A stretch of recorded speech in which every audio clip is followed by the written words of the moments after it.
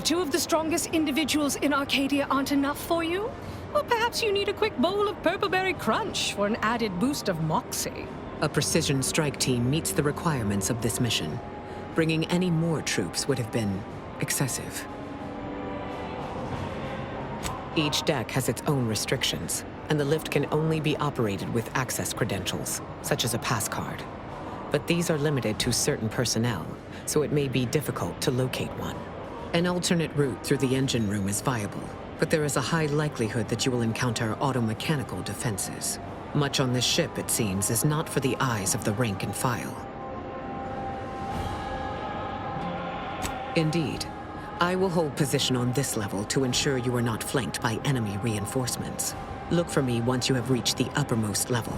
We will regroup there.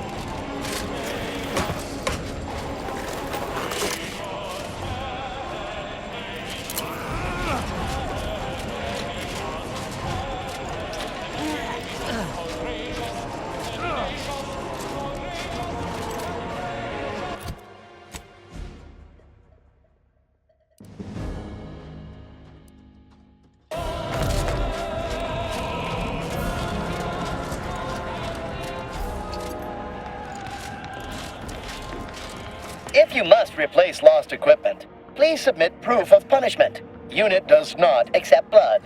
Please make a request. Displaying inventory.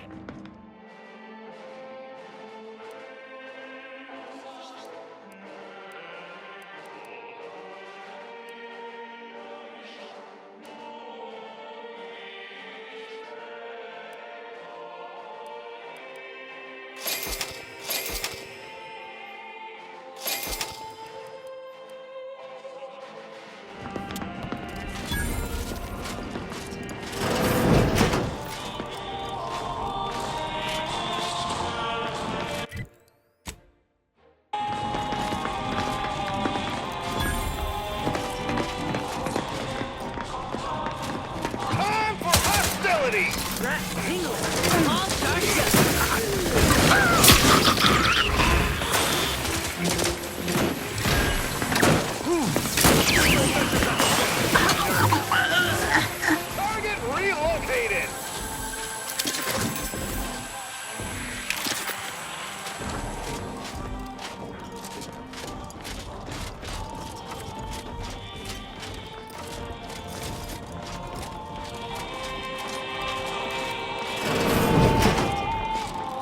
If you experience spontaneous exsanguination after treatment, please return to this unit before you die of blood loss. How might this unit bolster or reduce your current blood volume? Request received.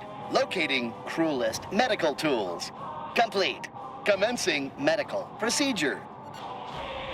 As a member of the Protectorate's finest, you are granted access to euphoric stimulants. We trust your loyalty to the Protectorate shall stave off symptoms of withdrawal. How might this unit bolster or reduce your current blood volume? Note, by viewing inventory, user admits they possess foreign currency and shall submit to inspection, interrogation, and/or violent beating by security. Displaying inventory.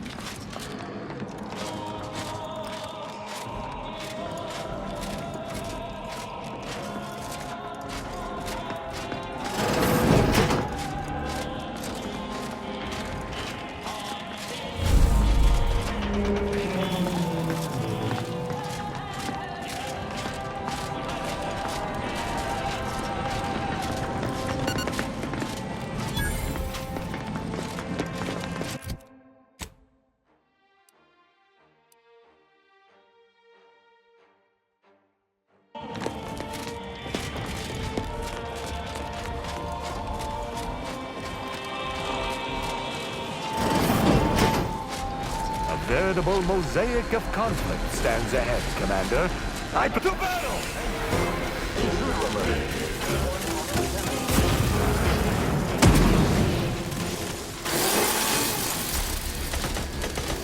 N-ray. Exposure. Undermining. Functioning. Help me.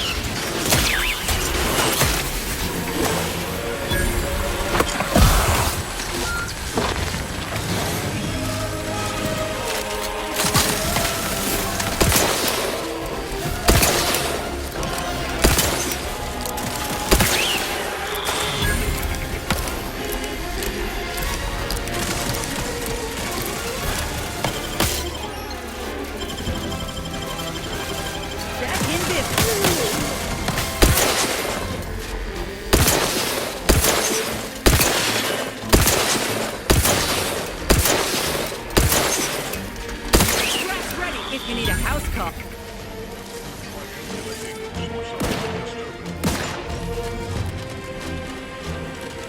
Yeah.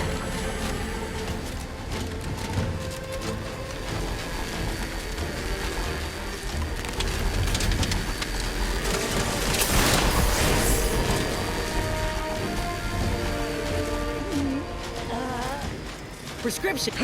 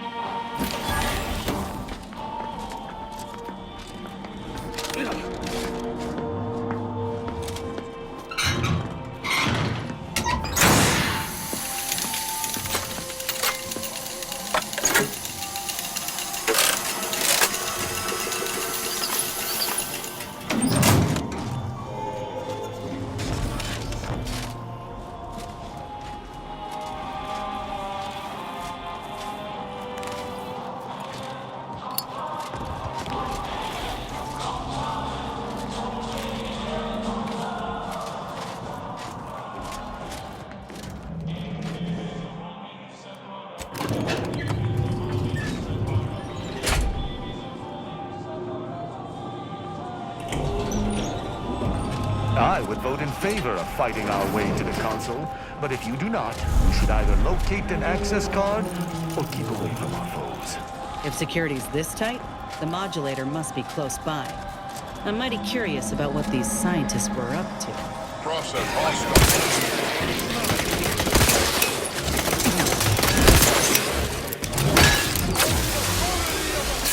Status currently prospering.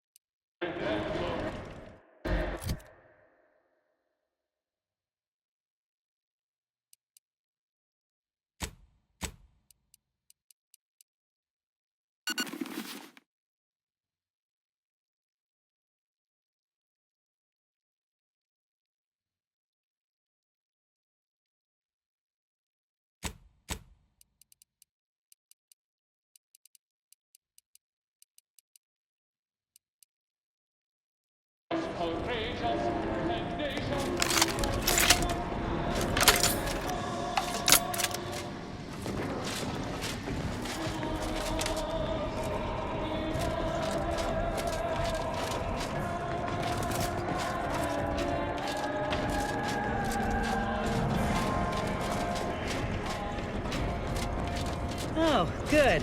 We made it.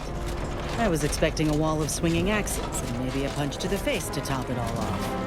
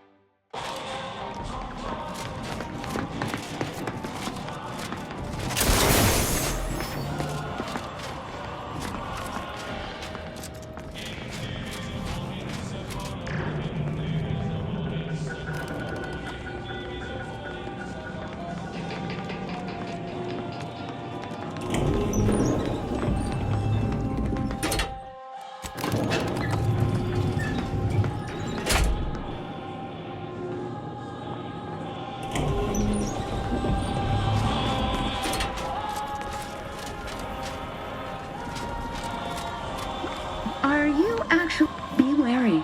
I've heard there's an intruder aboard. I suppose that could be you. Forgive me. I'm still a little addled from my last refreshment. I'm going to set off an alarm, okay?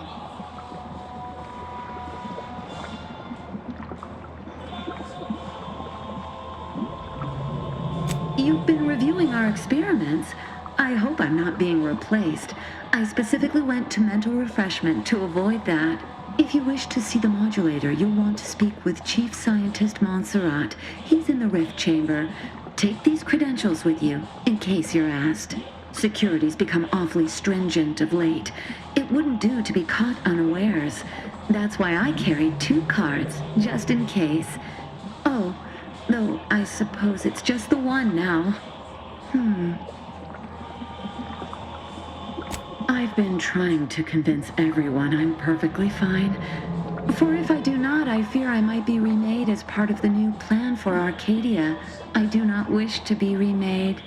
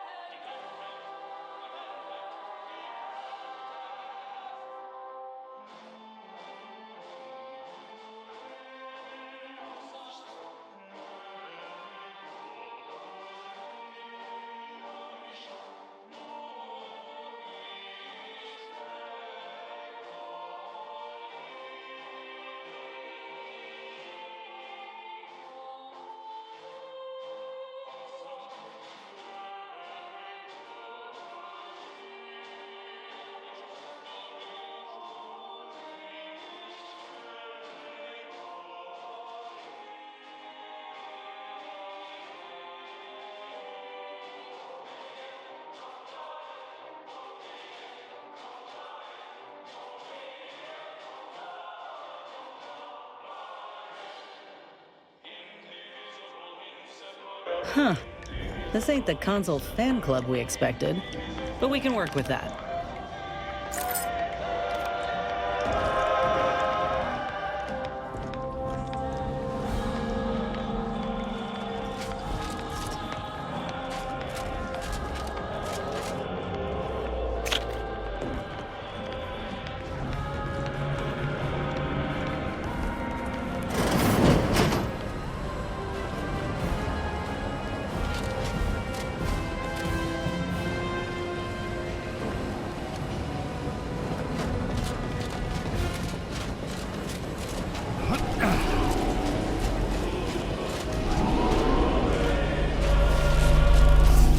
Reckon it was foolish to think we could stuff the modulator into a satchel. Ought to see what we can learn about it in the meantime. For rest period, never. I was notified that you were here, though my fellow scientists seemed rather confused as to why. Unsurprisingly. What exactly was it that you needed? I'm rather short on time, as a gander outside might tell you. Yeah, well, we all have urgent needs. And mine is to keep my lab, and hopefully the rest of this system, from falling apart. I need the modulator for my own analysis. You can wait.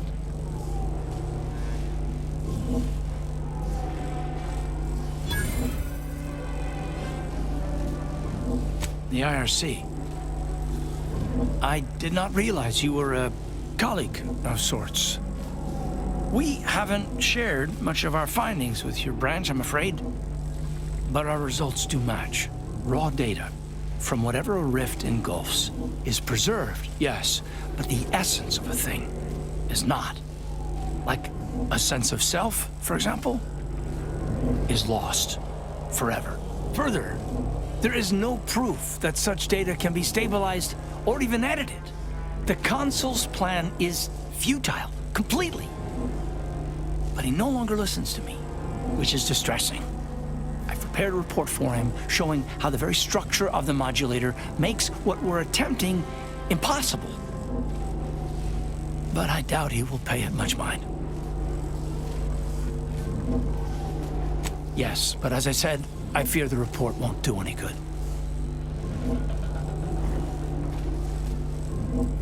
Yes, well, in any case, I'm sequestered here. I cannot leave. But if you can, perhaps he would hear you out? You seem assertive enough.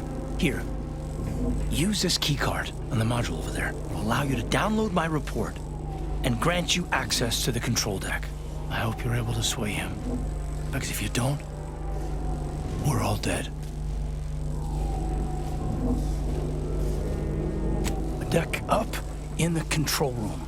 The console is the only one who has the means of controlling it, which makes your persuading him that much more necessary. Go now. Unit has been functioning for 396 uninterrupted hours. Unit presently scheduled for rest period, never. Accessing report. Rift restoration analysis. Compiled by Chief Scientist Monserrate. Marked for delivery to Consul Thoreau. Esteemed Consul, after much analysis, my conclusion is that the modulator we have worked tirelessly to build will not function as intended when used for reconstituting matter from rifts. Every test of reconstitution has resulted in demonstrable failure. Proceeding as we are now with Horizon Point Station will surely lead to severe, unanticipated consequences. The modulator is only effective at closing rifts from unsafe distances.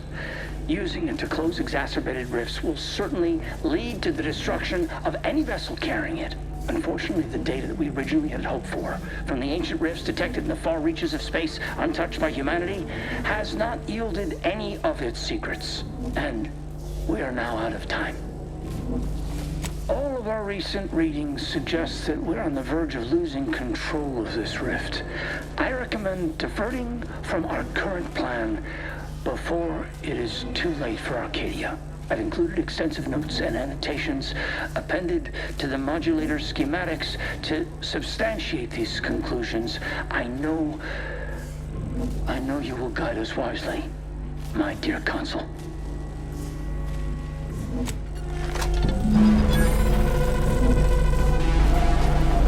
The rifts have spawned from unknown reaches? This is more dire than I surmised. But at least we have the means to combat them now. But we got no time to ponder it just yet. We got the modulator. All that's left is to deal with the console and shutter that rift for good. The Sovereign will be avenged. Ought to keep moving, Commander.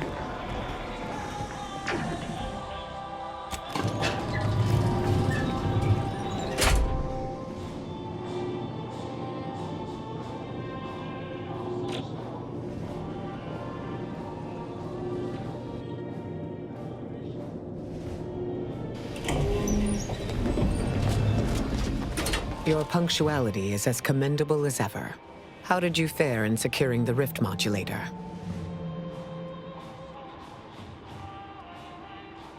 Yet one more hindrance to overcome in this endeavor. Nevertheless, I expect you to guard those plans closely in the interim. Did you find anything else of note?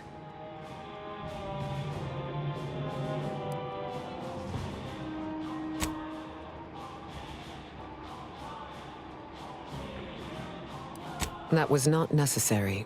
When one learns information that rattles their understanding of the universe, one may take a moment to consider the gravity of said information. We know that rifts are only caused by skip drives, so if they are appearing in non-colonized space, then this is truly momentous. It proves definitively that life did not originate on Earth, and may, in fact, exist elsewhere in other forms.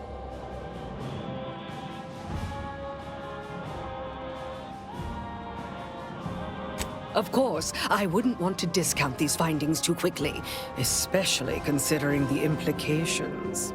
I concur. This is a discussion for later, with laureates in attendance.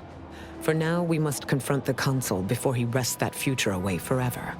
He is just through those doors. I have run the numbers, and should you wish to negotiate with the Consul, you must be strategic. He will not react well to a direct attack on his character or methods early on.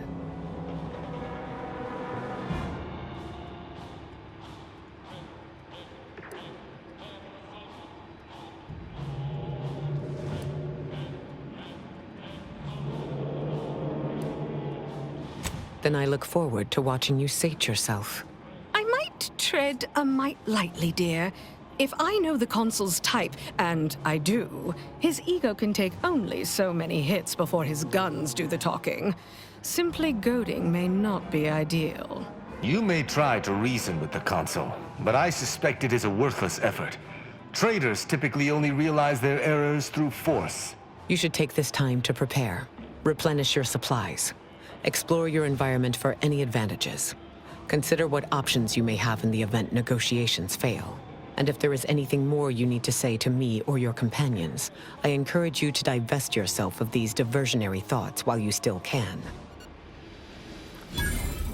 So, here we finally stand, at the threshold of the final confrontation with the Consul. How I have waited for this moment. I only hope that bringing him to justice shall heal the wounds created by his traitorism. If only the Supreme Arbiter were alive, she would know how best to proceed.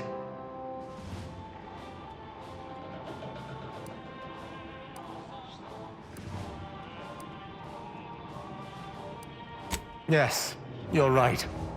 I only wish we'd managed to find her murderer. That unknown puts a pall over what should be a triumphant arbitration. It's too late for hesitation. The Consul shall be brought to judgment as best I know how. There was a time when all of this, not just confronting the Consul, but standing here beside you, would have been impossible to consider.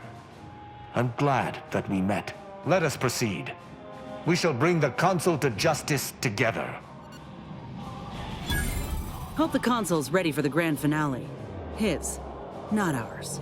But just in case things get a little frenzied in there, I wanted you to know that I appreciate all you done for me. For everyone in our little crew, really.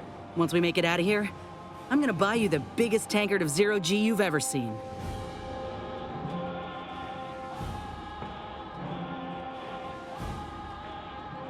Ain't heartburn I'm feeling right now, is it? No, must be sentiment. I appreciate you too. Ought to get back to our preparations, Commander. We got a colony to save.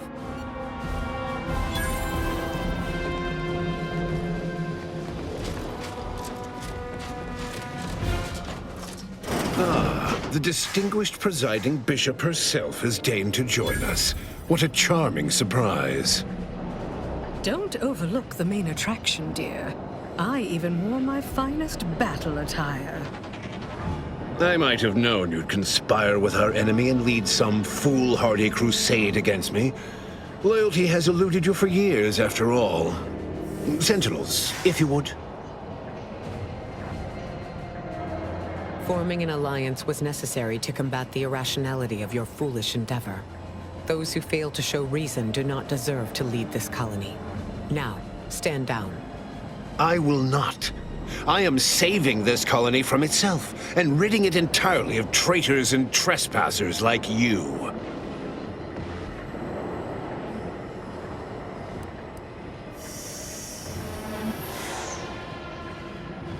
Do not place his decision at my feet.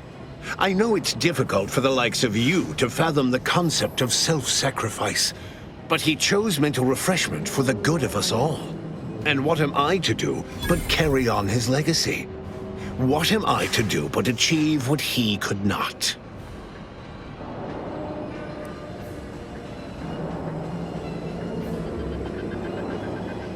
I don't doubt that, Commander. Yes, I know well who you are.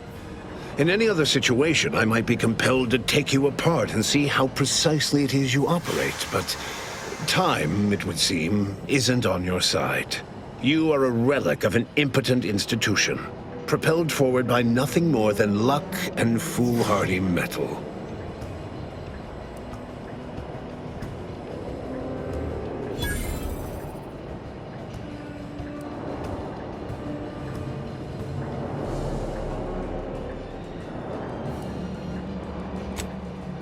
But your justice is not mine.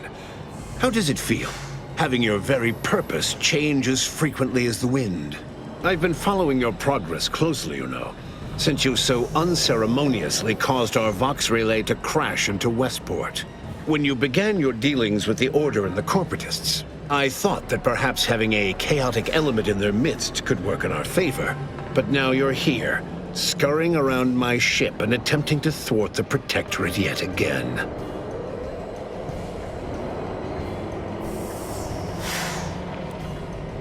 You think yourself clever, don't you? The Sovereign is indisposed, leaving myself as the sole custodian of Arcadia.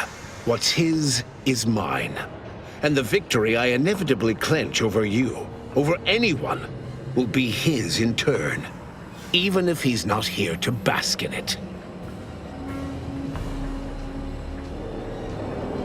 Such bravado is unbecoming when you can't make good on your promises, Commander. Tell me, did you manage to stop us from bringing your peace talks to a swift end? As I recall, Greater Tranquility was reduced to little more than mangled ruins in a single moment. Greater Tranquility Station was a test? It was a modest success. I had hoped it'd hobble Auntie's choice in the Order once and for all, but it has proven to be a valuable lesson in patience. I was able to buy the time to enact the very plan before you. Though, judging from that vacant expression on your face, it would appear you've no idea what I intend.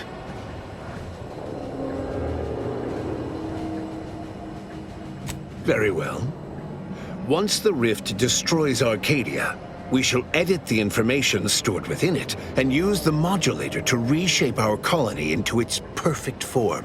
Horizon Point's destruction all those years ago was a tragedy, yes, but without it, we might never have opened our eyes to our true purpose and the possibility of Arcadia's rebirth. When the matriarch discovered the first skip drive, she set us on a course to elevate humanity. We're now writing our path, and I will do my part as the architect intended.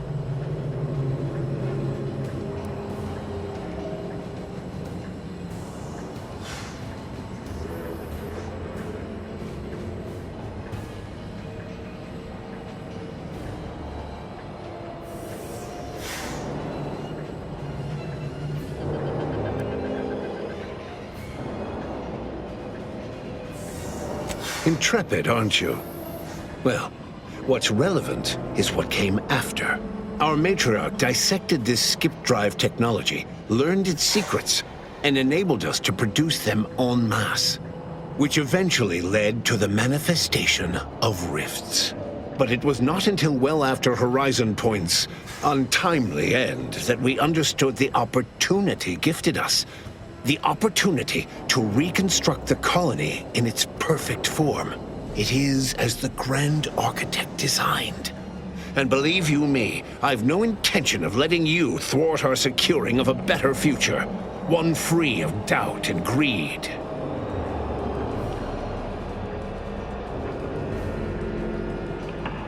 Beware, Commander. The Consul is a master manipulator. Trying to speak with him may be more dangerous than simply slaying him on the spot. You're entirely out of your jurisdiction. And were I within reach, I would strike down this apostate dog myself. If you wish for me to entertain your argument, you will silence him.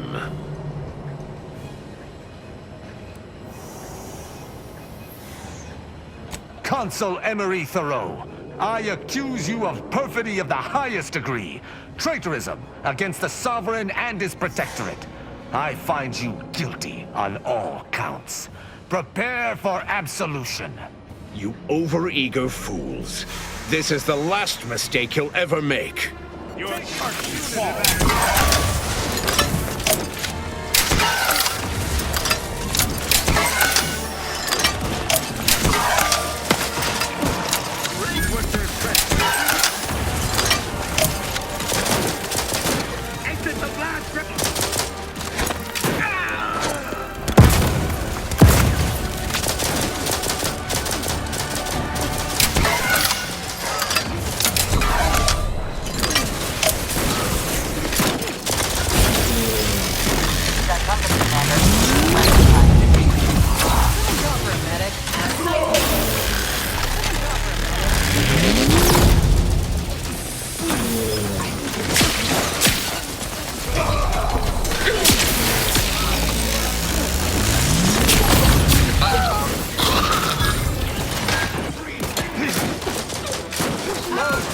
My injuries are not superficial.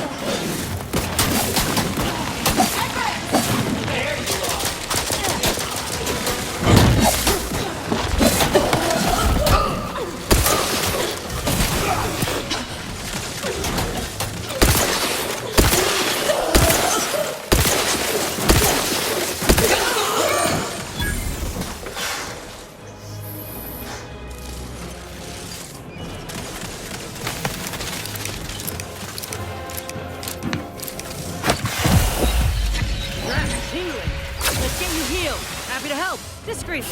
Out of sight and on the way.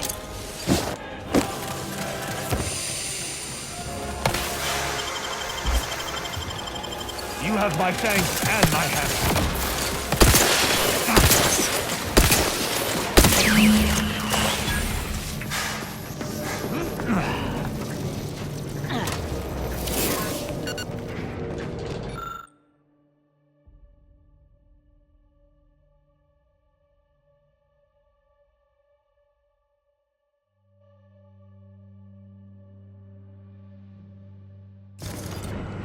If the readouts are to be believed, the rift is on the verge of destabilizing completely.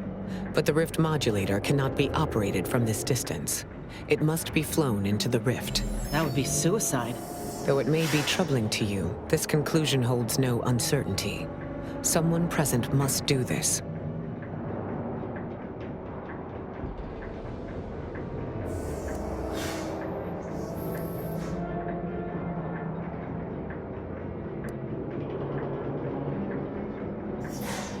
This is not possible. There is no set destination we can command the ship to fly to.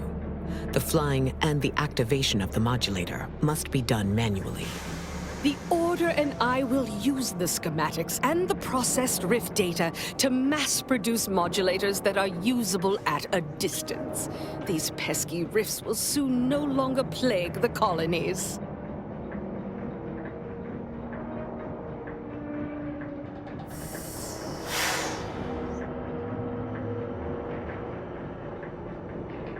The woe-bedamned circumstances that led us to this point.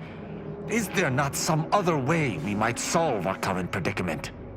I don't see why it has to be you, dear. I mean, I would, but I've spent much too much on prolonging my existence to cash out now. That is to say, thank you. I will work with Auntie personally to protect the Rift technology and ensure your sacrifice is remembered for the selfless action it is. It seems the final responsibilities fall to us, Commander. As should be expected. We've accomplished much together. I'll not see it brought to an end by the Consul's posthumous scheming.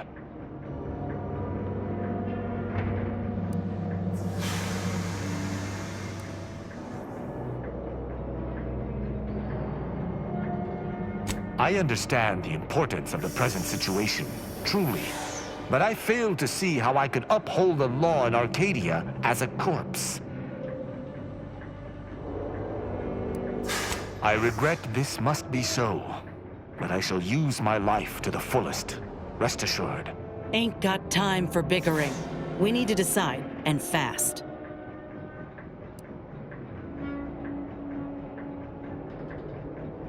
My pride ain't exactly at the forefront of concern, Commander. I just got welcomed back into Auntie's Choice.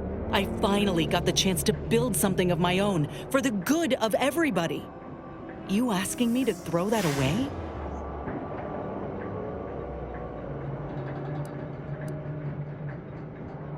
All right, but we still gotta make a decision. We're running out of time. Linger too long and this decision may be made for us. I admire your courage. I shall not allow Arcadia to fall to perfidy in your absence. I promise this.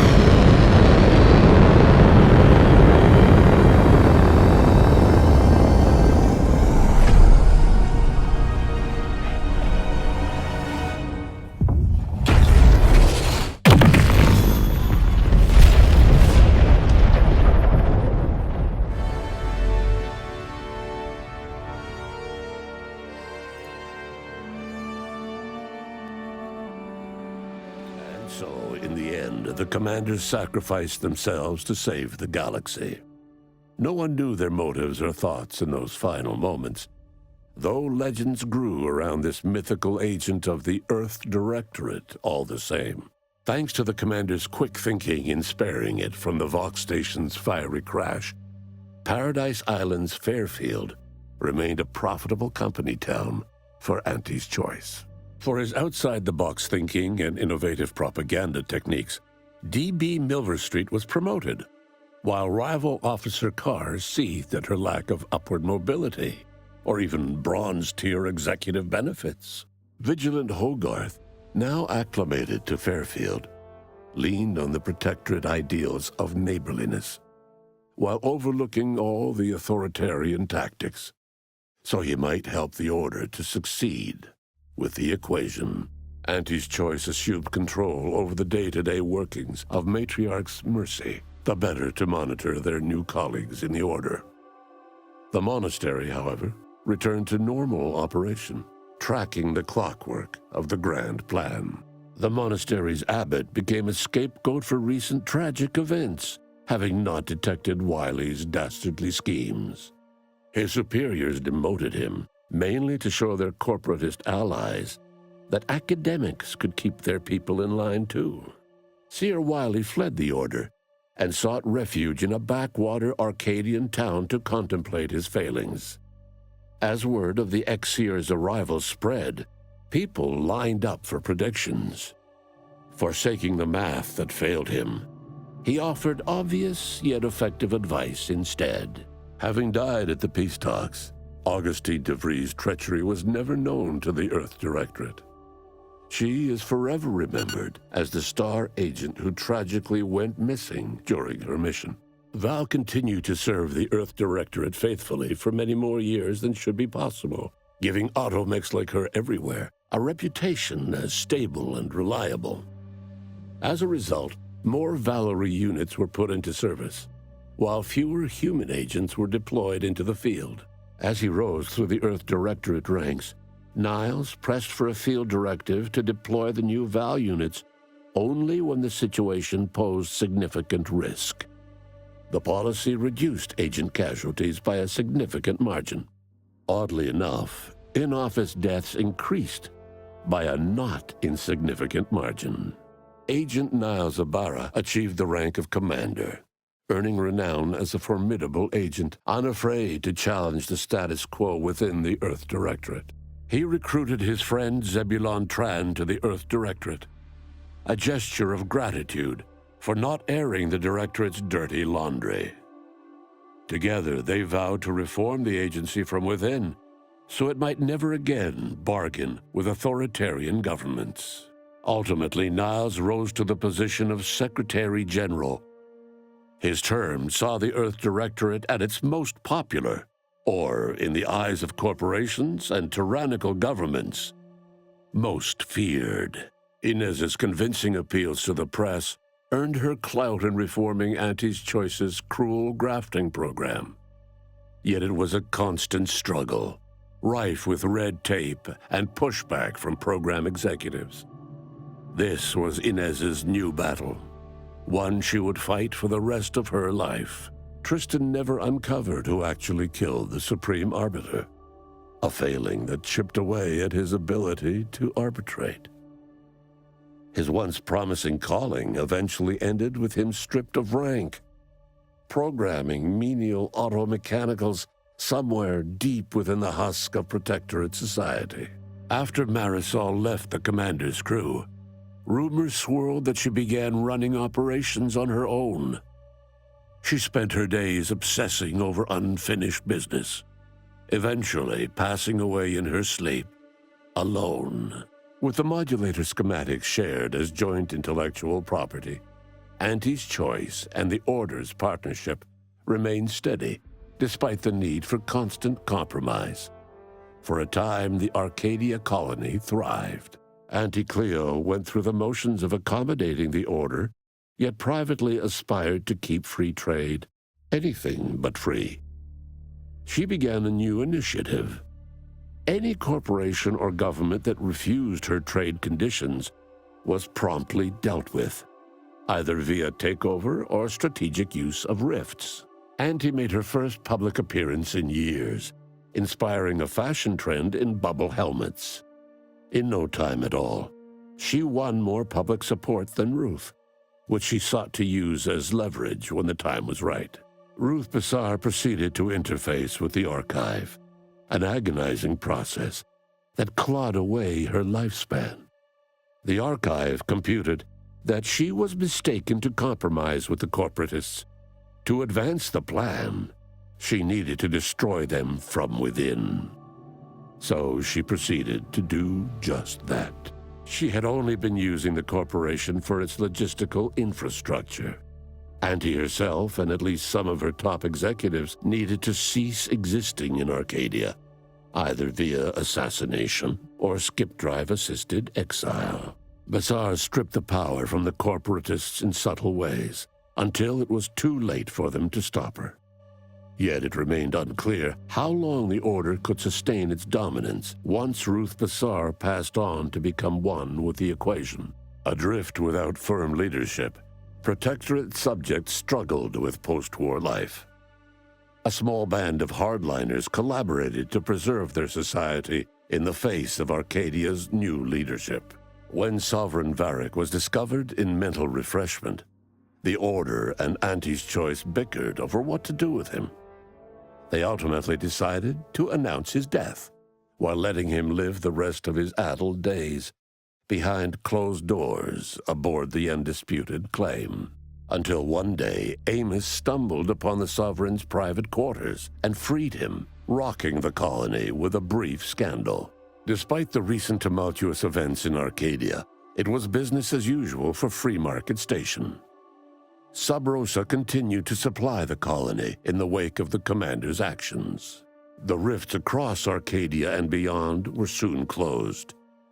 Trade quickly resumed, with Auntie's Choice handling logistics. Yet, more than just goods and resources traveled the re-established trade routes. The Order's version of scientism spread as well. Many colonies stabilized, many thrived, and some even rose to an Arcadian level of prosperity. But there are still some that have never been heard from. All of these events turned on the decisive actions of the Earth Directorate agent and their unique way of navigating Arcadia, its disparate factions, social complexities, ubiquitous product placement, and arsenal of absurdly satisfying weaponry. But through it all, and to this day, Earth has remained inexplicably dark.